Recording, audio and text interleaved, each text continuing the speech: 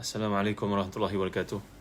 Innal hamdalillah nahmaduhu wa nasta'inuhu wa nastahdihi wa nastaghfiruh wa natubu ilayhi wa natawakkalu alayhi wa na'udzu billahi min shururi anfusina wa sayyiati a'malina. May yahdihillahu fala mudilla lahu wa may yudlil fala hadiya lahu. Allahumma salli wa sallim wa barik ala Muhammad wa ala ali Muhammad kama sallaita wa sallamta wa barakta ala Ibrahim wa ala ali Ibrahim fil alamin innaka Hamidum Majid. Amma ba'd. Muslim-Musliman yang dirahmati dan dikasihi, Alhamdulillah, Saudara Zamzuri, Ustaz Faizul Hamid, Al-Faruq, Muhammad Izzuddin, top fan kita, Noel Sahaliza, Jamil Jamal. Dengar ya suara saya? Mudah-mudahan dapat dengar pada malam ni. Ustaz Syafiq Murad, Alhamdulillah, Nurilis, Zamzuri Ma'amin, top fan dan juga semua yang hadir pada malam ni. Syukur pada Allah SWT kerana Allah menghimpunkan kita dalam majlis ilmu ini. Mudah-mudahan Allah berkati, menjadikan sebab untuk bertambah iman.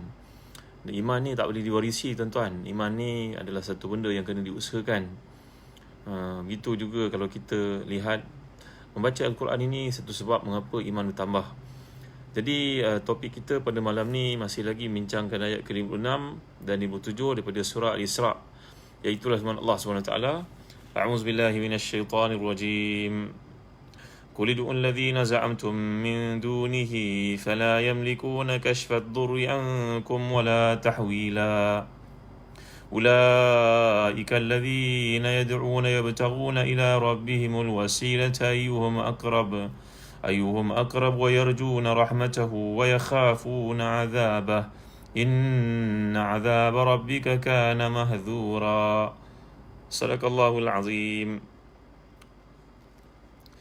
Katakan wahai Muhammad kepada kaum musyrikin, serukanlah mereka yang kamu dakwa boleh memberi pertolongan kepadamu selain daripada Allah. Maka sudah tentu mereka tidak berkuasa menghapuskan kemudaratan daripada kamu dan tidak dapat mengindahkannya. Orang yang mereka seru itu masing-masing mencari jalan mendampingkan diri kepada Tuhannya dengan melakukan ibadah. Siapakah di kalangan mereka yang lebih dekat kepada Tuhannya, serta mereka pula mengharapkan rahmatnya dan takut pada azabnya. Sungguhnya azab Tuhanmu itu adalah perkara yang semestinya ditakuti.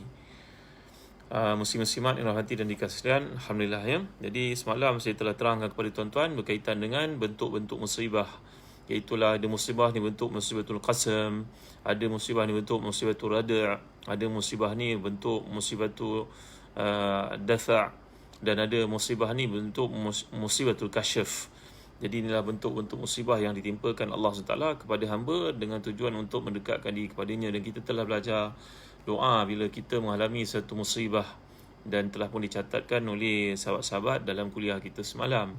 Antaranya doa yang Nabi anjurkan untuk baca seperti yang berlaku kepada keluarga Abu dan juga Ummu Salamah. Inna lillahi wa inna ilaihi raji'un. Allahumma ajurni fi musibati wa akhlif li khairan minha. Ya Allah, berilah aku ganjaran atas musibah yang berlaku dan gantikan untukku sesuatu yang lebih baik daripadanya. Jadi para ulama hadis mengatakan pelajarilah doa ini kerana Nabi pesan ia merupakan satu kebenaran, ia merupakan satu kebaikan, ia merupakan satu keberkatan. Pada malam ni tuan-tuan kita melihat ayat ke-56 dan 57 bila Allah menyatakan panggillah orang yang kamu seru selain daripadanya, mereka tidak mampu untuk menghalang kamu daripada ditimpa musibah ataupun mengalihkan sesuatu nikmat itu kepada kamu. Kata para ulama tafsir, contohnya Imam As-Suyuti dalam Ad-Durrul Mansur, begitu juga dalam tafsir Jalalain. Tafsir Jalalain ni tafsir yang penting di alam Melayu tuan-tuan ya. Jadi mereka ulama-ulama tanah Melayu yang sangat hebat perjuangannya menentang penjajahan British pada zaman dahulu. Mereka mengajar anak-anak murid di pondok tafsir yang namanya tafsir Jalalain. Jadi kalau ada peluang kita baca tafsir Jalalain, Alhamdulillah. Dan tafsir Jalalain mengatakan bahawa ayat ini berkaitan dengan peristiwa berlaku pada zaman Nabi SAW diutuskan. Ada kalangan orang-orang Arab yang badui yang duduk di kawasan-kawasan padang pasir itu. Mereka kalau nak pergi ke satu tempat, mereka akan berkata, ni saya nukilkan kata-kata itu tuan-tuan ni. Dan orang Melayu pun di setengah-setengah tempat mereka mengatakan benda yang sama. Ia sebenarnya syirik. Mereka berkata, wahai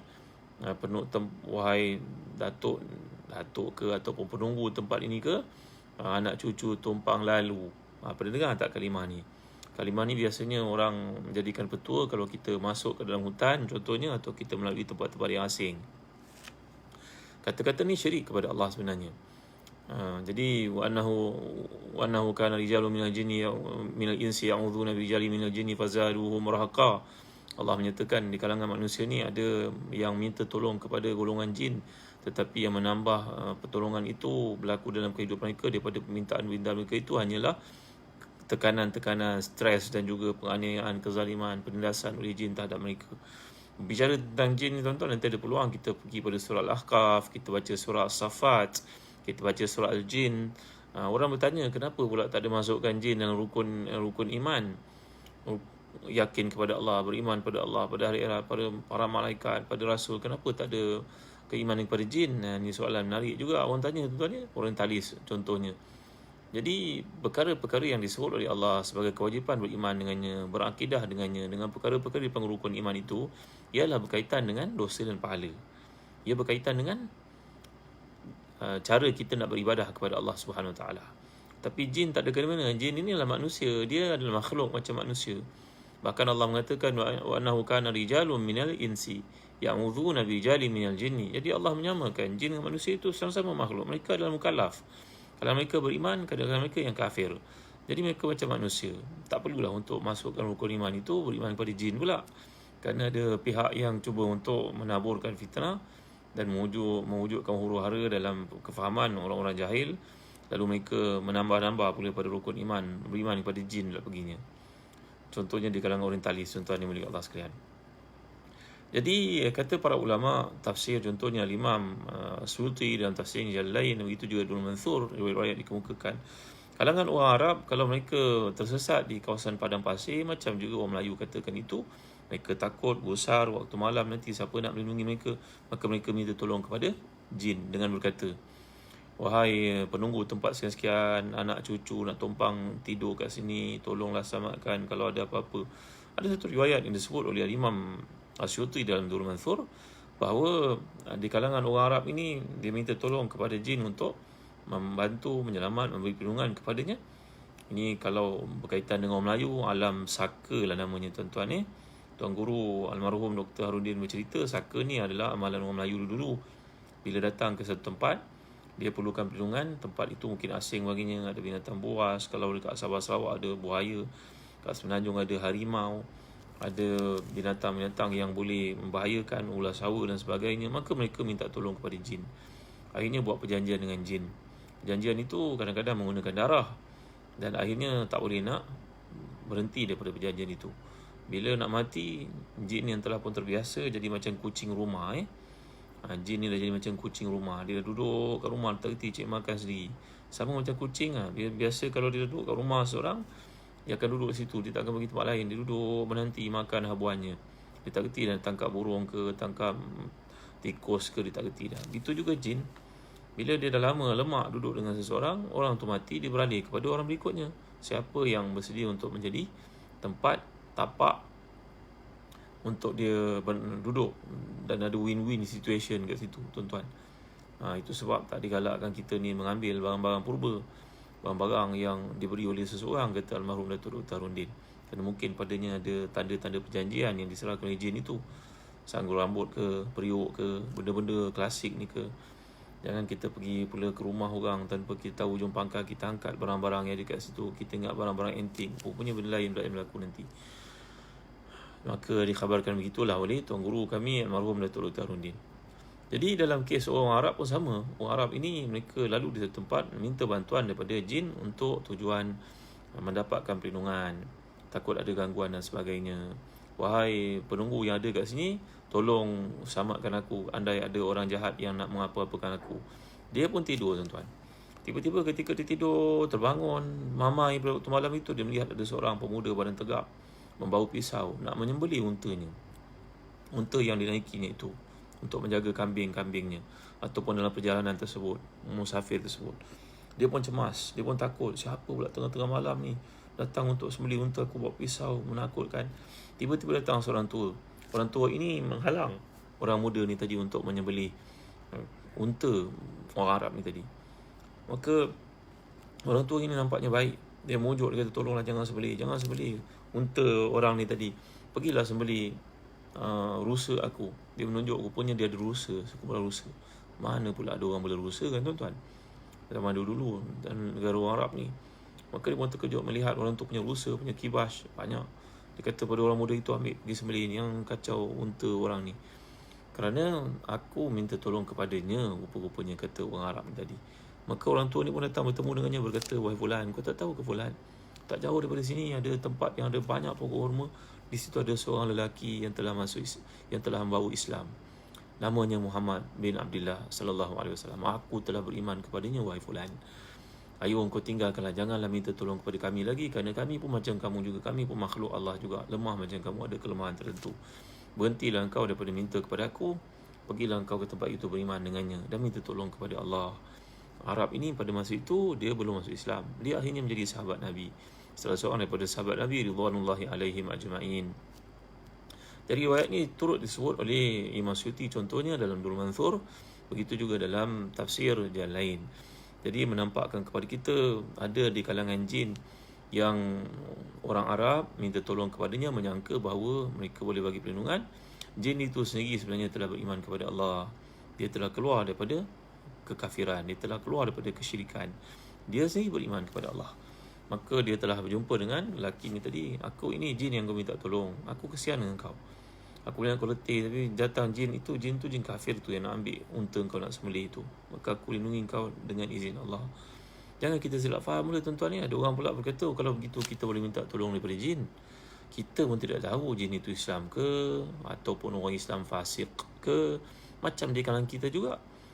Kerana jin ini bila menceritakan kepada Nabi SAW, Allah bawa kisah ini, wa anna minna salihun wa minna duna dhalik kunna tara'iqa qidada.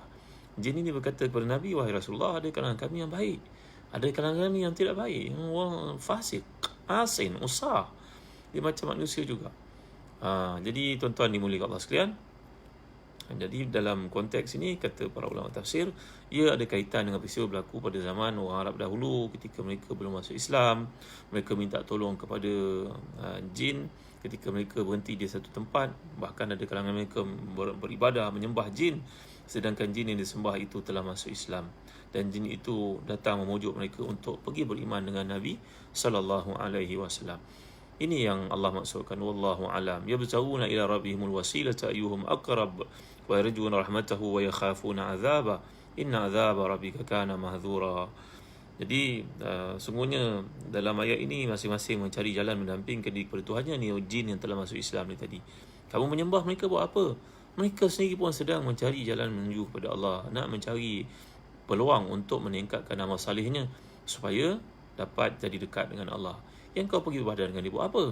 Ini soalan Allah kepada golongan yang sesat. Jadi ayat ni bukan turun 1400 tahun terbatas kepada orang Arab saja. Malahan di kalangan kita, mungkin ada kalangan orang kampung yang mendengar tafsiran ni panjang-panjang ada tuan-tuan. Kongsi-kongsi lah. Di Singapura ke, di Brunei ke. Mungkin ada kalangan kita yang masih lagi berada di alam jahiliah. Berkahwin tak dapat anak, jumpa dengan bomo, dorong untuk buat benda-benda haram, benda-benda syirik kepada Allah. Ambil telur, ambil itu, ambil ini, malam Jumaat pergi menyalakan kemenyan sebagai contohnya. Jadi tanda-tanda yang jelas ia melakukan perbuatan menjemput jin dan syirik kepada Allah SWT. Jadi kembalilah kita kepada Allah tuan-tuan ni. Hamidi Hussein, suara Ustaz nampak macam jauh. Ya, malam ni saya tak pakai mic. Cuba tak pakai mic. Jadi mudah-mudahan boleh dengar, nanti kuatkan sikit. Jadi tuan-tuan dan hati dan dikasih sekalian, Singapura jelas Zaliha Abdul Rahman, alhamdulillah. Jadi ayat ini mengajar kita umat Islam satu kualiti perhubungan dengan Allah. Kita tak perlu orang tengah tuan-tuan. Kita tak perlu siapa pun untuk menjadi orang tengah kita dengan Allah. Betul ada orang saleh yang kita boleh minta syafaat doa daripadanya, macam kisah yang saya kemukakan beberapa kali sebelum ni tentang Uwais Al-Qarni radhiyallahu an. Demikian juga ada seorang tabi'i yang terkemuka datang dari Yaman juga. Orang Yaman ni hebat-hebat tuan-tuan ni. Seorang bernama Abu Muslim Al-Khawlani radhiyallahu anhu wa ardah. Beliau ni punya satu karamah. Karamahnya sama macam mukjizat Nabi Ibrahim. Iaitulah bila dia menentang seorang yang mengaku menjadi Nabi di Yaman, namanya Al-Aswad Al-Ansi. Al-Aswad Al-Ansi. Ini orang dulu merupakan seorang bomo, seorang dukun, seorang pawang di Yaman. Bila datang Islam, dia pun melihat peluang untuk mengumpul pengaruh. Sebab dia pun memang sedia ada penyokong-penyokong yang kuat yang meyakini kebolehannya itu. Maka akhirnya dia mengaku menjadi Tuhan, mengaku menjadi Nabi. mengaku menjadi dewa, apa sajalah tuan-tuan. Sehingga akhirnya dia dibunuh oleh seorang sahabat Nabi yang namanya Fairuz Ad-Dailami. Ustaz Fairuz saja kat sini, Fairuz Ad-Dailami radhiyallahu anhu ardah. Fairuz Dailami ni seorang Farsi. Orang Parsi yang beriman kepada Nabi SAW dan jalankan tanggungjawab membunuh Aswad Ansi. Antara yang pernah cuba dibunuh oleh Al-Aswad ini adalah Abu Muslim Al-Khawlani. Ini seorang tabi'i, dia tak sempat jumpa Nabi, macam Uwais Al-Qarni juga, macam pelajari tentang Ahnaf bin Qais. Ini semua merupakan orang-orang yang hebat yang tak sempat jumpa dengan Nabi kerana keberadaannya jauh, negaranya jauh, tak sempat jumpa Nabi, kemiskinan dan sebagainya. Maka Abu Muslim Al-Khawlani ni tuan-tuan, beliau pernah dibakar dalam api oleh Al-Aswad Al-Ansi dan tak terbakar, macam Nabi Ibrahim AS yang dibakar oleh Namrud dan Allah selamatkan mereka ini. Sebagaimana Allah selamatkan seorang nabinya, Allah juga menyelamatkan seorang walinya yang memiliki karamah itu. Jadi bila kita melihat tentang ayat ini mengajar kita satu kualiti yang penting, satu perkara yang penting dalam hidup ini, supaya menjadikan Allah Subhanahu Wa Taala itu tempat kita minta terus kepadanya. Jangan ada perantaraan pula untuk minta. Memang ada di kalangan orang-orang saleh ni yang doanya mustajab, macam Nabi SAW menyatakan kepada para sahabatnya, nanti akan datang kepada kamu seorang yang pernah diperlakukan kepadanya macam diperlakukan kepada Ibrahim Khalilullah, namanya Abu Muslim Al-Khawlani dari Yaman. Nabi tak jumpa dengannya kerana dia berada jauh seperti yang kita katakan tadi, walaupun hidup sezaman dengan perutusan Nabi kita Muhammad sallallahu alaihi wasallam. Walau bagaimanapun, Abu Muslim Al-Khawlani ini seorang yang hebat, yang Nabi telah nyatakan kehebatannya itu sebelum para sahabat bertemu dengannya. Jadi orang-orang macam ni mempunyai makam yang tertentu di sisi Allah, doanya mustajab. Betul, kita boleh minta syafaat, doa daripada orang-orang saleh ini ada mereka masih hidup. Tapi ada perkara-perkara yang kita kena minta sendiri kepada Allah SWT. Kita bangun malam berdoa kepada Allah. Bahkan Imam Syafi'i berkata, doa kamu pada waktu malam itu 9/10 tepat mengenai sasarannya. Orang sibuk minta mengirimkan doa kepada orang pergi ke Mekah untuk buat haji dan juga umrah. Kabarnya tahun ni tiada haji untuk kita tuan-tuan. Tak ada peluang untuk buat ibadah haji. Mudah-mudahan Allah beri kesempatan bagi kita pada masa akan datang. Nanti tuan-tuan nak pergi haji pada tahun depan, boleh pergi bersama dengan Zazan Travel. Beritahu pada tuan-tuan lah, adik-adik, saudara mara, insyaAllah kami akan pimpin tuan-tuan untuk buat ibadah haji pada tahun hadapan. Tahun ni tak dapat kebenaran nampaknya kita di Malaysia. Tak apalah, kita ni orang yang berada dalam situasi fatwa para ulama untuk kita ikuti, bahawa Sahibul Fadilah, Menteri Agama kita telah buat keputusan seperti itu atas perbincangan, consideration, pertimbangan macam-macam perkara. Jadi kita taatlah, kerana orang-orang beriman ni disuruh oleh Allah, ati'ullah wa ati'ur rasul wa ulil amri minkum. Taatilah kamu akan Allah, taatilah kamu Rasulullah dan pemimpin-pemimpin kamu. Jadi selagi perkara itu baik, kita dengar, kita taat. Ada orang tanya, kenapa masjid tak dibuka? Pasal raya buka. Pasal raya itu benda daruriyat tuan-tuan. Mungkin kalau tak makan, seseorang itu mati. Antara maqasid syarak ni adalah menjaga jiwa. Sedangkan pergi ke masjid itu, ia boleh menyebabkan kematian apabila terkena penyakit itu. Sebagai contoh, kan ke kita orang beriman nanti susah kalau ada pula kluster masjid fulan, kluster masjid fulani dan sebagainya. Jadi itu sebabnya para ulama memfatwakan dan suatu saat kita ikut sajalah, jangan mandai-mandai untuk mengatakan kena sembahyang Jumaat juga, kena juga, takkan Allah tak jaga kita. Tuan-tuan, dia ada hukum qadaan, ada hukum dianatan tuan-tuan. Jadi kita kena faham dari sudut qada'nya, pelaksanaan di peringkat kemanusiaannya, ada pertimbangan-pertimbangan yang diambil kira. Jadi kita kekalkan diri kita sebagai rakyat yang dipuji, antara yang terbaik di dunia, dan akhlak kita, sopan santun kita, dengar perkembangan apa yang berlaku. Ayat ini mengajar kita umat Islam supaya mengharap kepada Allah SWT. Dan dalam mengharap pada Allah ni kadang-kadang ditipu oleh syaitan. Contoh, saya teringat satu kisah yang dikemukakan, tuan-tuan yang mulia Allah sekalian, tentang Hasan Basri. Hasan Basri kata Al-Imam Az-Zahabi dan Siyar Al-Alamin Nubala, kalau sebelum kamu mendengar kata-katanya yang penuh dengan bukti betapa curahan kasih sayang Allah berlaku kepadanya, kamu melihat wajahnya pun kamu akan teringat akhirat. Ada orang yang wajahnya mengingatkan kita kepada akhirat, tuan-tuan. Contohnya Imam Malik berkata, kalau hati aku kusut, aku akan mencari Muhammad bin Al-Munkadir. Muhammad bin Al-Munkadir. Muhammad Munkadir ni siapa? Dia seorang tabi'i. Kalau aku melihat saja wajahnya, maka hilanglah segala stres dalam diriku, kadang-kadang sampai berminggu-minggu. Demikian juga diceritakan tentang seorang ulama besar dalam mazhab Syafi'i. Namanya Abu Ishaq Ash-Shirazi, tuan-tuan ya. Punya handsome, segak. Abu Ishaq Ash-Shirazi seorang yang sangat sahibul karamat. Dia ada karamah banyak, tuan-tuan. Imam Abu Ishaq Ash-Shirazi ni pengarang kitab yang terkemuka namanya Muhadzab, yang telah pun disyarahkan oleh Imam Nawawi bernama Al-Majmu'. Ni kitab-kitab orang yang belajar mazhab Syafi'i. Jadi Imam Abu Ishaq Shirazi ni seorang yang sangat soleh. Orang tengok wajahnya pun tenang, hilang.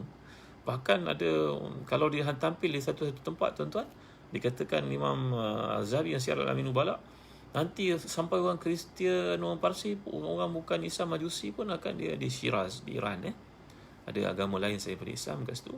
Kalau dia tampil satu tempat, mungkin kalau kita nak ibaratkan beratus ribu orang datang menyambutnya, tuan-tuan.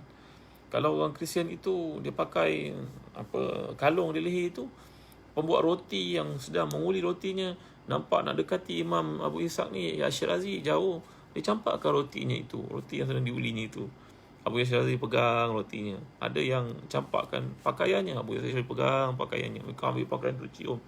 Allah hebatnya Abu Ishaq Shirazi. Ini adalah orang yang saya nak gambar kepada tuan-tuan, orang yang kita lihat dia, kita teringat Allah. Kalau Muhammad bin Al-Munkadir ini, kata Imam Malik, ditampil saja di pasar Madinah, semua orang yang sedang berniaga terhenti berniaga, dan semua mereka akan bertakbir, bertahmid, bertahlil, la ilaha illallah, la haula wala quwwata illa billah. Yang menangis melihat wajah orang bertakwa yang hebat itu, bersih wajahnya, tuan-tuan. Jadi balik pada cerita Hasan Basri. Hasan Basri ni satu hari nak cerita tipu daya syaitan berlaku kepada seorang. Hasan Basri berjumpa dengan seorang budak muda. Berkata kepadanya, orang ni punya warak, punya salehnya Imam Hasan Basri yang mulia ni, antara tabi'in yang terkemuka ni, tuan-tuan. Dia kata pada budak muda itu, nak, orang muda, nasihatkan aku. Lalu orang muda itu berkata kepadanya, wahai tuan guru, saya tak mampu nak nasihat tuan guru, saya pun belum cukup lagi, saya banyak kelemahan lagi. Tuan-tuan yang boleh kasihan. Ini Hasan Basri pun berkata kepadanya, wahai anakku, wahai anak muda, ucapan engkau ini tanda syaitan menang sebenarnya. Terkejut orang muda itu. Kenapa pula tuan guru? Kerana tiada ada kita pun yang sempurna. Tak ada seorang pun yang kita sempurna. Maka kalau diberi peluang untuk bercakap yang berbaik, cakaplah. Walaupun kita ni memang tak sempurna, kita tak akan sempurna. Kalau semua orang mengatakan aku tak sempurna, aku tak boleh bercakap, aku tak boleh berdakwah, aku belum ada ruang untuk bercakap kerana aku banyak kelemahan, syaitan sangat suka perkara ini dan ia mengakibatkan terhentinya kerja-kerja dakwah. Tuan-tuan dimuliakan Allah sekalian. Kata-kata ini dinukilkan oleh Imam Ahmad dalam kitabnya bertajuk Az-Zuhud. Jadi ini cerita tentang syaitan.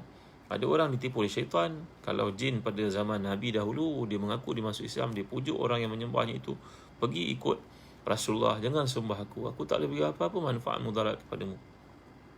Tapi ayat sebelum ini telah kita baca, inna syaitana yanzagu bainahum, inna syaitana kana lil insani aduwwan mubina, dalam ayat ke-23 yang lalu. Jadi ada kaitan dengan ayat ini, kerana keterkaitan ayat ini satu sama lain tak boleh kita pisahkan, tuan-tuan. Jadi kalangan manusia ni ada yang tertipu. Kita baca kisah Al-Imam Al-Mawardi, ini seorang ulama besar mazhab Syafi'i. Ya, beliau mengarang kitab banyak, antaranya Ahkam Sultaniyah, Al-Ahkam Sultaniyah, Al-Hawi dan tafsir yang terkemuka. Rupa-rupanya kalau kita baca kisah Imam Al-Mawardi ni, tuan-tuan, takutnya kepada gangguan dan juga tipu daya syaitan ni luar biasa sekali, tuan-tuan. Seperti yang disebut oleh Al-Imam Tajuddin As-Subki dan kitabnya Tabaqat Asy-Syafi'i Al-Kubra. Begitu juga disebut oleh Al-Imam Ibn Khilikan dalam Wafayatil A'yan. Kisahnya bahawa Imam Mawardi bertakut pada tipu daya syaitan ni, tuan-tuan, ke peringkat beliau menulis banyak buku dalam hidupnya. Begitu juga kisah yang sama oleh Imam Nawawi sebenarnya. Imam yang warak, yang salih ni takut dalam apa yang mereka lakukan ada cerminan kemunafikan, ada keterbalikan imej nifak dan juga keterbalikan imej pentingkan diri sendiri yang sum'ah, riak dan sebagainya. Maka mereka cukup takut untuk publish buku-buku mereka. Sampai Imam Mawardi ni dia menulis banyak buku. Ada buku yang dibuang ni, tuan-tuan. Ada buku yang dia kata pada anak muridnya, kau pegang buku ini, nanti kalau aku nak mati, kalau kau duduk dekat aku, kau talkinkan aku harap kau jadi imam sebagai jenazah aku nanti ketika nak mati, kau pegang tangan aku. Kalau kau pegang tangan aku dan kau rasa tangan aku menyentap tanganmu, maka nanti engkau bakarlah segala buku-buku aku yang ada dalam amanah penjagaanmu, wahai anakku. Besar tanggungjawab ni tuan-tuan. Tapi kalau engkau pegang tangan aku dan engkau rasa tangan aku lolos daripada peganganmu, engkau tak rasa ia menyentap tanganmu, maka ketahuilah Allah menerimaku untuk kembali ke pangkuannya. Ya Allah, kata-kata ni susah tuan-tuan nak faham. Hanya orang yang tinggi makamnya saja yang faham. Maka Ibn Khalikan bercerita, dan itu juga Al-Imam As-Subki dalam kitabnya Tabaqat Asy-Syafi'i Al-Kubra. Ketika memegang tanggungjawab amanah yang besar itu, dia anak murid ni gentar, takut dia tuan-tuan. Ini amanah besar ni. Nanti kalau tuan guru nak mati, tuan guru sakit, ketika sakaratul maut, pegang tuan guru. Kalau dia pegang kuat, bakarlah buku-bukunya yang belum dicetak itu, belum diterbitkan itu. Kalau dia lepaskan tangannya daripada tangan aku, maka aku tanggungjawab untuk mencetak buku itu. Kalau tak, bakar. Ya Allah, punyalah banyak buku tuan guru ni ditulis, belum dicetak, belum diterbitkan lagi. Tentulah ramai orang menunggu. Kan, kita pada ni kita buat buku, kita anggap hebat sangat buku kita, padahal orang tak pandang pun. Allah lagi dah tak pandang kadang. Orang dulu-dulu mereka buat buku kerana Allah, tapi orang sekarang buat buku kerana benda-benda lain. Saya mohon pada Allah keampunan tuan. Maka anak murid ni berpegang tanggungjawab yang besar, sama ada untuk membakar atau menerbitkan. Nanti apa nak jawab pada isteri almarhum tuan guru? Apa nak jawab pada anak beranaknya? Kenapa engkau bakar buku ayah aku? Besar tanggungjawab ni tuan-tuan. Anak murid ni pun tunggu, berdegup-degup jantungnya, berdetar-detar dia tuan-tuan, takut dia. Maka pada hari yang benar-benar ditunggu itu, yang tertunggu-tunggu itu, hari tuan guru sakit tenat. Semua datang ziarah. Maka anak murid yang salih ni diminta oleh ahli rumah, keluarga ayahnya, minta talqin kalimah. Keluarga ni panggil, dia pun pegang tangan tuan guru, pegang tu. Dia cerita takutnya pada gangguan syaitan. Pegang tuan guru, cemas dia, apa berlaku ni? Tak, sebenarnya dia pegang saja, tuan guru pun lepas tangannya, lolos tangannya. Maka anak murid ni pun yakin tuan gurunya diterima oleh Allah. Dia membalik dengan perasaan penuh kegembiraan, tanggungjawab untuk menerbitkan buku-buku tuan guru selepas mati ini. Tuan-tuan, jadi ini cerita tentang orang mengharapkan rahmat Allah SWT. Bila kita baca ayat seperti ini, kita letak diri kita dalam posisi itu. Janganlah baca, tengok asbab, ni cerita orang dulu-dulu. Tak jadilah macam tu tuan-tuan. Kerana kaedah yang selalu kita tekankan dalam belajar tafsir Quran ni, al-ibratu bi umumil lafzi la bi khususis sababi. Belajar Al-Quran ini iktibarnya datang dari perkataan abara. Saya tahu ambil tuan-tuan. Iktibar ni, al-ibra makna jambatan. Jadi segala pengajaran yang kita baca ni sepatutnya menjambatankan kita dengan Tuhan, membawa kita bertemu Tuhan, memudahkan kita untuk memahami akhlak yang betul yang Tuhan, yang Allah kehendaki. Ini yang kita patut bayangkan dan timbulkan dalam diri kita. Jadi orang yang beriman ini, mereka kalau kita fahami daripada ini, yabtaguna ila rabbihimul wasila ayyuhum aqrab wa yarjuna rahmatahu wa yakhafuna azabah. Mereka berusaha untuk mencari jalan dekat dengan Allah dan mengharapkan rahmat. Sehingga kita belajar bab rahmat Allah ni, Nabi SAW telah bersabda, semua orang selamat daripada kemurkaan Allah dengan rahmatnya, bukan dengan banyaknya amalannya. Amalan kita buat tu belum tentu diterima oleh Allah tuan, tapi rahmat Allah tu yang kita dambakan. Maka Nabi pun ditanya oleh para sahabat, walaupun Tuhan, wahai Nabi, pun begitu? Nabi jawab, ya, aku bersama. Aku ini hanya mendapat rahmat daripada Allah. Dalam hidup kita, orang pandang kita mulia, orang pandang kita hebat, orang pandang kita berkedudukan, orang pandang kita dihormati kerana rahmat Allah. Allah menutup aib kita. Kalaulah dosa yang kita lakukan itu menerbitkan bau tuan-tuan, tentulah tak ada seorang pun akan mendekati kita, kata Al-Imam Umar bin Abdul Aziz, Khalifah Islam yang terkemuka itu.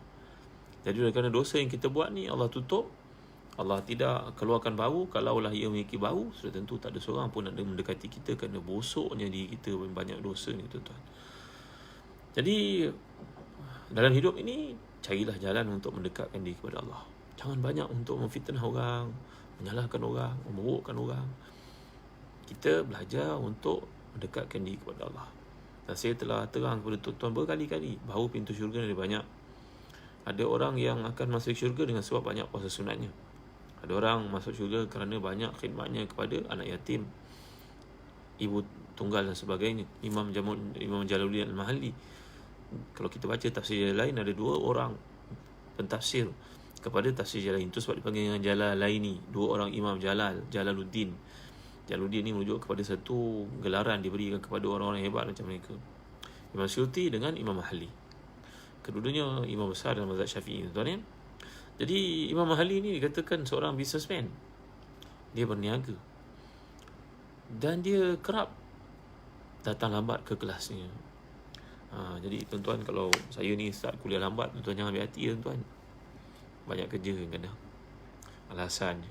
Imam Mahalli ni kadang datang lambat, kadang batal ke kelasnya. Anak muridnya pun heran, kenapa tuan guru? Tuan guru menjawab, aku ada kerja sampingan. Apa kerja tuan guru? Mereka pun tengok apa tuan guru buat. Dia tak cerita pada orang. Tapi akhirnya mereka dapat tahu Imam Mahalli ni kerjanya pada waktu malam, pada waktu orang tak nampak, dia pergi angkat. Kalau macam kita angkat minyaknya, tepungnya, dia buat sendiri, tuan-tuan. Pergi hantar kepada orang-orang yang memerlukan. Orang-orang yang memerlukan bantuan, sebahagian besarnya, tuan-tuan, mereka ni tak ada kestabilan dalam hidup. Mereka tak ada peluang nak ibadah dengan baik. Mereka tak ada peluang untuk datang ke masjid. Mereka kadang-kadang tak kenal ustaz-ustaz. Mereka tak kenal pada program-program agama. Ya, mungkin kita pun tak boleh nak buat sangka terhadap mereka. Mungkin kerana kesempitan hidup, memburu kehidupan yang tak cukup, maka kalangan mereka ni kadang tak kenal, tuan-tuan. Orang-orang berilmu mereka tak kenal, ustaz-ustaz mereka tak kenal. Maka itulah yang berlaku kepada Imam Mahalli. Dia berkata, kalau aku bantu orang-orang macam kamu, orang macam kamu kenal aku. Tapi kalau aku pergi ke tempat-tempat yang orang tak kenal aku, orang marah kat aku, orang maki hamun aku. Apa daripada dulu tak datang, baru sekarang datang. Tuan-tuan, jadi buat kerja macam ni, buatlah kerja kerana Allah. Kalau kita baca kisah Imam Mahalli, tak mahu orang tahu tentang kebaikan-kebaikannya. Dia sembunyikan. Kerana bila ditanya oleh anak muridnya, kenapa tuan guru tak minta tolong kami? Berkatalah tuan guru yang mulia ni, tuan-tuan, pakar fiqah dan juga tafsir Imam Jalaluddin Al-Mahalli, pengarang kedua kepada tafsir Jalalain ini tu, beliau berkata, sungguhnya wahai anakku, penyakit dalam masalah ini ada banyak yang akan menggigit, merosakkan, membinasakan keikhlasan yang ada dalam hati kita. Jadi untuk menangani rasa sombong, rasa sum'ah, rasa hebat, rasa nak dipuji, rasa nak disanjung, seperti yang saya gambar kepada tuan-tuan, kalau jadi orang ada nama, terkenal, orang hormat, kita bawa kereta laju-laju kat highway, kena tahan polis lepaskan. Kita beratur penat-penat kat JPN, orang semua beratur nombor beratus-ratus, kita datang, orang bagi masuk dalam bilik bos, selesaikan dalam. Kita pergi makan, duit kita tak laku kadang-kadang. Ini nasihat saya kepada tuan-tuan. Ujian ni besar, tuan-tuan. Tanggungjawab ni besar untuk kita faham. Maka Imam Jalaluddin Mahalli berkata, aku kalau jumpa orang macam kamu, orang kenal. Tapi kalau aku jumpa dengan orang-orang yang tidak minat pada agama, mereka memang tak kenal aku. Mereka makin hamun aku. Aku rasa diri aku, Allah Akbar, Alhamdulillah, syukur, marah, mudah-mudahan pahala. Aku bantu ni pun bukan daripada dia orang ramai, dia aku sendiri, aku berniaga. Aku bantu mereka, maka apa yang dapat aku bantu itu mudah-mudahan merawat diri aku daripada segala rasa sombong, suka dipuji, sum'ah. Dan aku tak mahu buat kerja ni dengan kamu. Aku tak mahu orang kenal aku. Madailah aku buat kerja ni seorang-seorang. Jadi ini perspektif masing-masing bagaimana cara nak mendapat ridha Allah.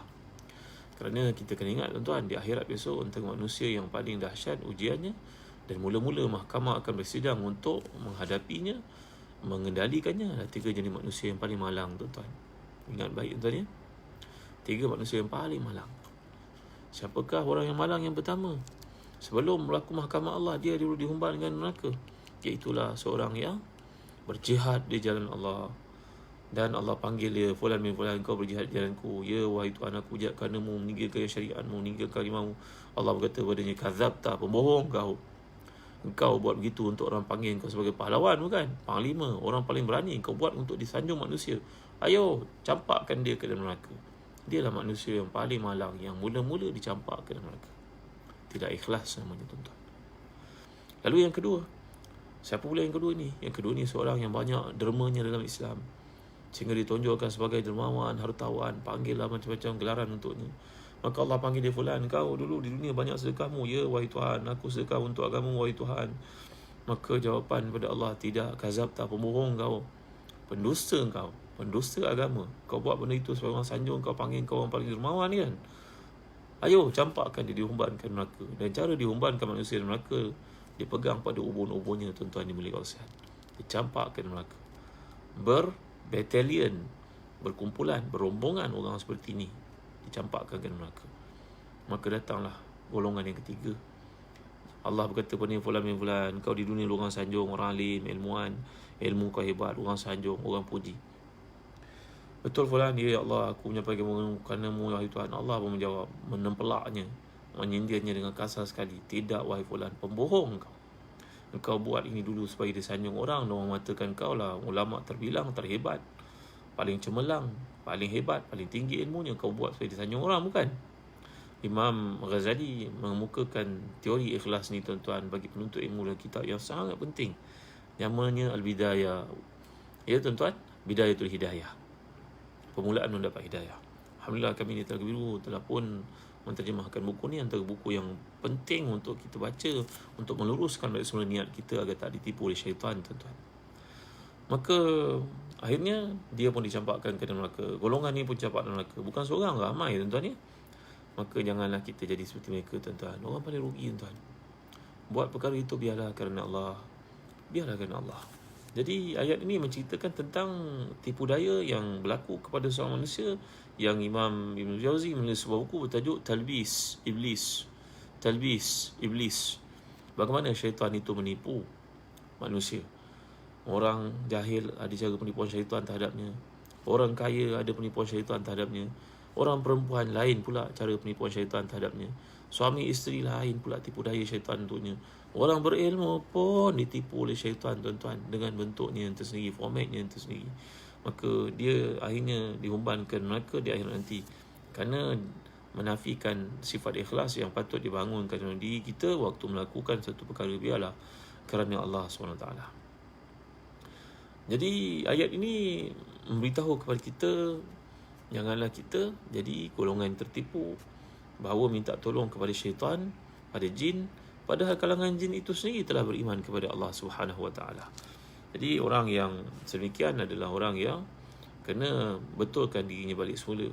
Dalam apa sahaja yang dilakukan, Allah meletakkan asas platform untuk penerimaan amalan di sisinya tadi. Biarlah amalan ini tadi ikhlas kerana Allah dan mengikuti Rasulullah SAW, dan harapkan rahmat Allah dalam melakukan satu perkara. Mudah-mudahan dengan apa yang disebut oleh ayat ini mengajar kita satu asas yang penting dalam diri untuk dibetulkan, diperbaiki, dididik selalu untuk menyelamatkan kita daripada menjadi golongan yang tertipu ni, tuan-tuan hati dan dikasihi sekalian. Ada banyak perkara yang patut kita rujuk, yang patut kita renungi, supaya perkara-perkara yang namanya tertipu dalam beribadah ni dipanggil sebagai maghrur. Ghurur, tuan-tuan ni. Ghurur ni maknanya kita merasa tertipu dalam apa yang kita lakukan. Kita merasakan kita betul, tapi Allah Taala menyebutkan pada hujung surah Al-Kahfi, qul hal nunabbiukum bil akhsarina a'mala alladzina dhalla sa'yuhum fil hayati dunya wa hum yahsabuna annahum yuhsinuna sun'a. Jadi inilah golongan yang rugi. Mereka menyangkakan apa yang dibuat itu betul, tapi tak menepati piawaian, kualiti yang ditetapkan oleh Allah. Maka mereka itu akan mengakhiri hidupnya dalam kemurkaan Allah SWT. Tak ada guna apa pun atas apa yang dilakukan itu, kerana dia dilakukan bukan kerana Allah SWT. Tuan-tuan, bila kita menceritakan tentang ikhlas ni tadi, mendidik diri kita untuk membuang sifat-sifat yang saya gambarkan tadi sebagai contohnya. Rasa kita belum lengkap. Ada orang rasa dirinya belum lengkap, ada pula rasanya terlalu lengkap, overconfident pula. Kedua-dua ni adalah gangguan daripada syaitan. Ekstrim kedua-duanya memang merosakkan amalan kita, tuan-tuan ya. Itu sebab kalau kita perhatikan, antara perkara yang paling ditakuti oleh para ulama, para sahabat terdahulu, seperti contohnya kata-kata seorang daripada mereka, apabila Imam Ghazali nukilkan kata-kata ini, apabila kamu mendapat tempat di hati manusia menyampaikan dakwah Allah, dakwah ilallah, dakwah li'ala'i kalimatillahi al-uliyah, maka kamu kena jaga hati kamu. Kerana manusia melihat penampilan kamu, melihat kata-kata kamu, melihat persembahan ucapan kamu, tetapi Allah menilai hati kamu. Jangan kamu sampai tertipu. Kamu mengatakan perkara-perkara kebaikan, manusia buat kebaikan. Atamuruna an-nasa bil birri wa tansawna anfusakum wa antum tatluna kitab. Kamu mengajak manusia kepada kebaikan, tapi kamu lupa bahagian kamu di akhirat di sisi Allah. Kamu dalam apa yang kamu lakukan bukan kerana Allah. Menagih pujian manusia, sanjungan manusia dan sebagainya. Kadang-kadang tipu daya syaitan ni berlaku kepada orang ramai. Disebut juga oleh Imam Ibn Jauzi dalam kitabnya Talbis Iblis. Iaitulah bila seseorang pendakwa itu ada masalah-masalah tertentu. Mungkin isterinya ada kesilapan dari sudut pemakaian, mungkin anak-anaknya ada akhlak tertentu yang dilakukan yang tidak selari dengan apa yang didakwakan oleh si bapa itu. Nampak tak tuan-tuan? Ini kadang-kadang berlaku dalam masyarakat. Lalu masyarakat pun berkata, lihat fulan bin fulan, ustaz itu, dia hebat bukan main lagi. Tapi anak dia, kamu tahu tak, anak dia kena buang sekolah, anak dia kena buang asrama, isteri dia begini. Tuan-tuan, kita dalam hidup ni jangan jadi pembantu kepada syaitan untuk merosakkan saudara kita. Memanglah manusia itu tak sempurna. Walaupun nampak dia hebat, tapi dia ada kekurangan, ada kelemahan. Kita janganlah highlightkan benda seperti itu. Kita tak takut ke satu masa nanti kita pun boleh kena ujian seperti itu, tuan-tuan. Kerana perkara semikian kadang-kadang bukan pilihan dia. Dia sendiri pun tak tahu. Dia cuba buat yang terbaik. Tapi kita baca dalam kisah-kisah, nanti kita jumpa dalam surah Tahrim, bagaimana Nabi-Nabi Allah ada ujian-ujian tertentu bila anak isinya tidak menyertai mereka dalam kerja yang penting, kerja dakwah kepada Allah itu, tuan-tuan. Maka ini dikemukakan oleh Allah untuk kita mengerti dalam hidup ni. Jangan kita la takun auna lisyaitani ala akhika. Saya pernah cerita pada tuan-tuan dalam surah Ghafir sedikit ayat. Ghafir dhanbi wa qabil tawbi syadidil iqab. Kisah tentang Sayyidina Umar Khattab radhiyallahu anhu yang dimaklumkan tentang ada seorang sahabat yang telah pun menyimpang. Dia ni duduk dekat Syria, kat bumi Syam. Asalnya dia bertakwa, hebat, orang yang menghafal Quran, tapi di balik ke Syria dia terdorong untuk ikut benda-benda maksiat dan akhirnya minum arak dan sebagainya. Lalu orang mau bercerita tentangnya. Cerita ni memang best, tapi penyelesaiannya apa? Lalu sampai ke telinga Sayyidina Umar Khattab radhiyallahu an. Ikhlasnya Sayyidina Umar ni bukan saja kepada lelaki itu ditulis surat, kepada Sungai Nil pun dia hantar surat. Saya dah cerita kepada tuan-tuan sebelum ni kan. Kerana keikhlasan yang ada dalam Sayyidina Umar itu terpancar, hadir dalam tulisan-tulisan dakwah di tangannya. Maka dibacakan surah Ghafir itu, dituliskan, lipatkan surat itu. Dia pesan pada seorang yang diyakini boleh menyampaikan surat itu dengan amanah, engkau ambil surat ni, kau pergi hantar pada fulan bin fulan yang dikatakan telah menyimpang itu. Tuan-tuan, maka orang tengah ni pun bawa surat itu, bagilah kepada kawan yang telah pun tersesat, menyimpang di Syria, di Syam itu, terdorong melakukan perkara-perkara maksiat, minum dan sebagainya. Ini dia membagi surat itu. Fulan, ni surat daripada Amirul Mukminin. Daripada Amirul Mukminin, terkejut tuan-tuan. Dia buka surat itu, dibaca ayat-ayat yang sangat indah daripada Al-Quran. Pesan Sayyidina Umar dicatatkan semula. Ayat itu bunyi, wahai teman, ingatlah bahawa kita akan kembali pada Allah. Bacalah ayat ini.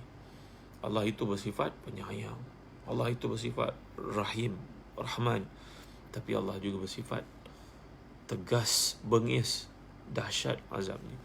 Bertakwalah engkau pada Allah, wahai fulan. Kembalilah engkau kepada jalan. Dia baca surat itu, tuan-tuan, pendek je ayatnya. Kerana ayat ikhlas itu bayangan daripada keikhlasan Sayyidina Umar dalam hatinya. Pada catatan-catatan yang indah itu, ayatnya pendek, satu rangkap saja, satu paragraf saja, tuan-tuan. Nangis dia sampai basah janggutnya, mengalir air matanya sampai ke janggutnya. Terus mulai ayat itu, dia berubah menjadi orang baik, kembali ke pangkal jalan, berhijrah dengan sebenar-benarnya. Kemudian sampai kepada Sayyidina Umar cerita bahawa fulan itu dulu dia sesat, kemudian dia baik. Sayyidina Umar kata, sudahlah, stop lah, jangan cerita lagi. La takun na'unan lisyaitani ala akhika. Cukuplah, jangan lagi sebut keburukan orang yang telah lalu, kerana ia membuka ruang untuk orang melakukannya balik sebalik. Jadi ini, tuan-tuan, ya, dalam hidup ni kadang-kadang kita ada kelemahan. Kita jangan menganggap ustaz itu maksum. Ustaz tu ada kelemahan. Jangan kita sanjung seorang ustaz tu melampau berlebihan. Dia manusia. Kita kena belajar dengan ramai orang. Orang seperti saya banyak kekurangan. Belajar daripada ramai orang. Dengar dekat Telegram group kita, dekat WhatsApp group kita, tuan-tuan masukkan ceramah ustaz-ustaz, alhamdulillah saya bersyukur, saya pun boleh tonton, boleh tengok. Ada kebaikan yang kita kena timba. Maka dalam hidup ini, jangan sebarkan keburukan orang. Kerana ini bercanggah dengan ayat yang dekat sini, kita semua kena sibuk dengan akaun akhirat kita. Tak payah kita duk tengok-tengok akaun orang. Tinjau-tinjau orang ada banyak ke sikit, yang kau menyibuk buat apa? Engkau sendiri besok ke akhirat, kau tak takut jadi muflis ke? Maka sibukkan dirimu untuk melakukan kebaikan-kebaikan. Kita menjalankan tanggungjawab ma'ruf nahi munkar, tapi kita tak sebut siapakah orangnya. Sebut secara umum. Yang makan cili terasa pedasnya, nak buat macam mana? Kerana Islam ni turun untuk manusia, bukan untuk orang yang telah mati. Bukan untuk binatang, dia turun untuk kita. Dia merawat masalah manusia 1400 tahun, punya pengalaman merawat segala masalah manusia, memberi motivasi kepada yang bermasalah. Jadi mudah-mudahan Allah memberkati kita dengan peringatan daripada ayat-ayat indah ini. Justru tidak mustahil kenapa Nabi SAW baca surah ini setiap malam. Kerana dia menyuburkan iman, mendekatkan diri kepada Tuhan, membetulkan kesilapan tuan-tuan, menyedarkan kita tipu daya syaitan. Jadi mudah-mudahan Allah memberkati kita. InsyaAllah pada malam esok kita akan bincang ayat 58 hingga seterusnya. Segala yang baik semuanya daripada Allah, kelemahan milik manusia. Ya, apa nama grup Telegram Ustaz Hazan? Tolong beritahu kat sini. Awatif Dina. Alhamdulillah, nampaknya banyak benda manfaat yang telah pun disebarkan. Kalau kita ada WhatsApp group, ada Telegram, kita mungkin ada beza-beza pandangan politik. Tak payah masuk benda politik tuan-tuan ya. Nanti boleh mungkin akan menyakitkan hati, melukakan perasaan orang lain. Kalau kita tak puas hati tentang isu politik ni, kita boleh PM pada orang yang kita nak cakap itu. Tak payahlah kita pergi hebah-hebahkan dekat Facebook, pergi hebah-hebahkan dekat WhatsApp group, dekat Telegram, tak mahu. Kerana nanti ada hati yang terluka. Maklumlah, dalam ratusan manusia berhimpun kat situ, kita mengatakan rambut sama hitam, hati lain-lain. Jadi perkara-perkara yang boleh mengecilkan hati, boleh menyingkirkan seseorang, menyebabkan ada rasa kebersalahan pada seorang, perkara yang belum nyata lagi hukuman tentang seorang, tak payah cerita lah tuan-tuan ya. Kita sibukkan diri kita untuk melebatkan buah-buahan yang kita tanam untuk akhirat kita, akaun akhirat kita. Sibukkan diri kita dengan perkara-perkara seperti itu. Terima kasih atas segala nasihat tuan-tuan sampai kepada saya, PM kepada saya. Syukur pada Allah, ada orang-orang salih yang mengingatkan kita. Dan kenang saya dalam doa tuan-tuan ya. Ingat saya dalam doa tuan-tuan. Jadi mudah-mudahan Allah memberkati kita dengan sedikit tazkirah pada malam ni, makan rohani untuk kita, tidur dengannya. Jangan lupa ini adalah malam Jumaat. Malam ni boleh start baca surat Kahfi. Besok ada peluang, kalau tak boleh malam ni, besok ambillah peluang untuk baca surat Kahfi. Dalam kesibukan kita mungkin bahir raya, kesibukan kita macam aktiviti, jangan lupa baca surat Kahfi tuan-tuan ya. Baca sempurna. Baca sempurna ayat 1 hingga 110. Kalau kita masih belum lancar, dengar daripada imam-imam terpilih yang ada dalam YouTube itu, sampai kita biasa dengar, lunak kat telinga kita, jadi halwa telinga kita dengan anak-anak kita. Bagi upah pada mereka kalau mereka hafal surat Kahfi. Bagi ganjaran mereka dapat hafal surat Kahfi Jadi setakat ini saja dulu. Mudah-mudahan Allah memberkati kita dengan tazkirah ini. Sekali baik semuanya dari Allah, kelemahan manusia. Wallahu a'lam. Wa sallallahu ala sayyidina Muhammad wa ala alihi washabihi wasallam. Alhamdulillahirabbil alamin. Tuan, jangan lupa ya, bagi tuan-tuan ada kesempatan, saudara saya, sahabat saya Ridwan Zaino pada malam ni. Mana Ridwan Zaino? Ridwan Zaino, tolong masukkan buku-buku Telaga Biru yang kita masukkan, boleh membantu ibu bapa di rumah musim PKP ni. Anak-anak yang ada kat rumah tak ada aktiviti apa, Telaga Biru kami terbitkan buku-buku akademik seperti geografi, sejarah, sains, maths, admaths, dan juga buku-buku pendidikan Islam, bahasa Arab tinggi, bahasa Arab dini, dan juga tahfiz, KBD, KBT. Kita mengharapkan ada kerjasama dengan tuan-tuan. Ada tuan-tuan nak bagi pada anak tuan-tuan pengisian waktu cuti seperti ini, jangan lalai sibuk dengan mungkin dengan media sosial semata-mata. Mari isi dengan baca buku-buku yang kami terbitkan Telaga Biru. InsyaAllah boleh membantu mereka untuk catch up pelajaran dari sekolah yang mereka tak dapat hadir selama ni. Yang ambil PT3, yang ambil SPM, Telaga Biru turut menerbitkan buku akademik untuk memenuhi keperluan anak-anak kita di rumah. Dan ada cikgu-cikgu yang ada dalam grup ni, tolonglah sokong kami, bagilah peluang pada Telaga Biru untuk digunakan buku-buku itu kepada anak-anak murid kita di sekolah, dan galakkan mereka untuk memakai buku-buku ni kerana ditulis oleh kawan-kawan tuan-tuan puan-puan, cikgu-cikgu yang terkemuka, guru cemerlang, guru jurulatih utama kebangsaan. Mereka menanti-nanti peluang bekerjasama dengan tuan-tuan. Jadi saya harap tuan-tuan tak keberatan untuk memanjang-manjangkan buku-buku terbitan Telaga Biru yang bersifat akademik ni untuk kegunaan murid-murid sekolah. Daripada darjah 1 sampai darjah 6, tingkatan 1 sampai tingkatan 5. Dan juga UPKK, UPSR turut kita terbitkan. Alhamdulillah. Terima kasih tuan-tuan. Jadi sekali lagi kepada Ummu Muaz, kakak sayang Ana Muslimah, Umi Hindun, Rohana Abdullah, Nurman Ahmad, Aziza Kalam, semua yang hadir yang saya tak sebut namanya, Nuraida Ismail, Siti Rom Haji Tahir, Azina Riz, Masyita binti Ahmad Talha,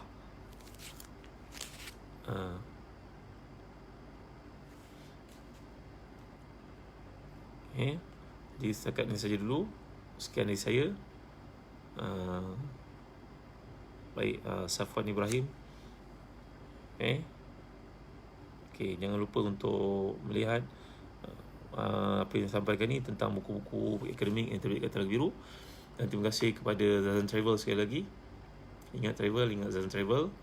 Perjalanan bukan setakat hiburan, malahan penuh dengan pengisian dan tafsiran, insya-Allah. InsyaAllah perjalanan kita ke Uzbekistan pada hujung tahun ni tak ada paral. Kita akan belajar kitab Adabul Mufrad oleh Imam Bukhari, insya-Allah. Dan bagi yang mereka yang terlibat dengan akikah kurban nak lakukan di Syria, pun kami ada bahagian turut serta untuk perjalanan dakwah di sana. Dan begitu juga di Mekah. Mudah-mudahan Ustaz Faiz yang ada di sini boleh bantu tuan-tuan bagi yang berminat untuk melakukan akikah dan kurban. Sekian. Alhamdulillah Rabbil Alamin. Wassalatu wassalamu ala asyrafil anbiya'i wal mursalin Sayyidina wa lana Muhammadin wa ala alihi wa sahbihi ajma'in. Allahumma ati nufusana taqwaha wa zakkiha anta khairu man zakkaha anta waliyuha wa mawlaha bi rahmatika ya arhamar rahimin. Allahumma inna nas'aluka nafsan bika mutmainnah tu'minu bi liqa'ik wa tardha bi qada'ik wa taqna'u bi ata'ik. Ya Allah, ya Tuhan kami mohon kepadamu. Kami mohon kepadamu, wahai Tuhan, jiwa yang tenang, yakin dengan pertemuan denganmu, bersyukur di atas pemberianmu, ridha di atas segala ketetapanmu, wahai Tuhan.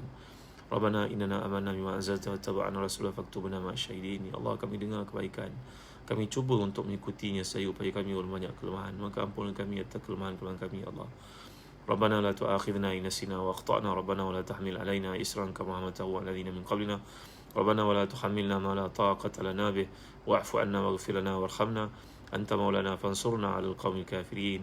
Allahumma ahsina 'aqibatana fil umuri kulliha wa ajirna min khizyi dunya wa 'adzabil akhirah. Rabbana atina fid dunya hasanah wa fil akhirati hasanah wa qina 'adzaban nar. Wa sallallahu ala sayyidina Muhammadin wa ala alihi wa sahbihi wa sallam. Alhamdulillahirabbil alamin. Taqabbalallahu minkum. Jangan lupa tuan untuk share, panjang-panjangkan video ini. Mudah-mudahan ada kebaikan padanya, jariah untuk kita bersama. Dan tolonglah follow dan juga like Instagram Zazan Travel Telaga Biru, Facebook Zazan Travel Telaga Biru, dan panjang-panjang kepada semua orang kita kenal. Sekian, Assalamualaikum warahmatullahi wabarakatuh.